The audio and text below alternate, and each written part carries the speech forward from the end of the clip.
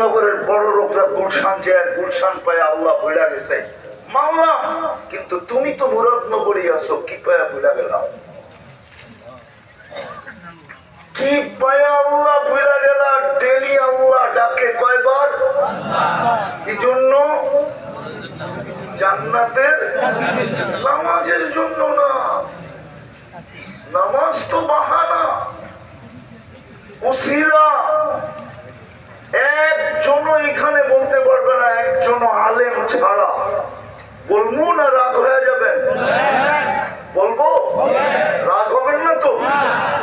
একজনও বলতে পারবে না যে আমি মুরাদনগরের কোন আলেমের কাছে যায়া 2 রাকাত নামাজ কেরাত উচ্চ স্বরে পড়ছি, দুরুদ উচ্চ স্বরে পড়ছি, আত্তাহিয়াত উচ্চ স্বরে পড়ছি, দোয়ায়ে কুনুত উচ্চ স্বরে পড়ছি, তারপরে আলেমকে বলছি যে আমার 2 রাকাত নামাজ ঠিক হইল কিনা লেখা দেন।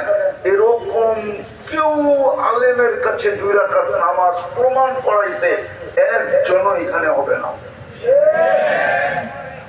তাইলে আপনি কি নামাজ পড়েন?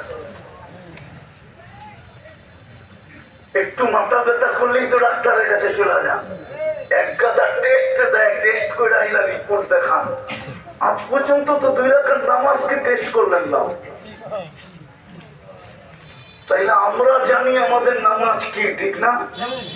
এই নামাজের জন্য ডাকে না, ডাকে তো জান্নাতের চাবি দিতে। আফসোস যদি 100% মুসলমান নামাজ পড়তো, আল্লাহ ডাকে, তারপরও আসে কয়জন? আসে না, শতকরা 90 জন আসে না, 90 জন। আমি সব জায়গায় চলে আসছি।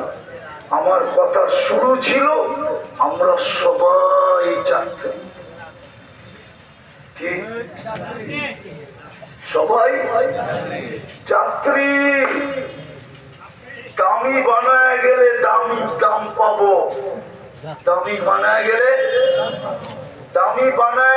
দাম পাবো, দামি না বানাইলে দাম পাবো না।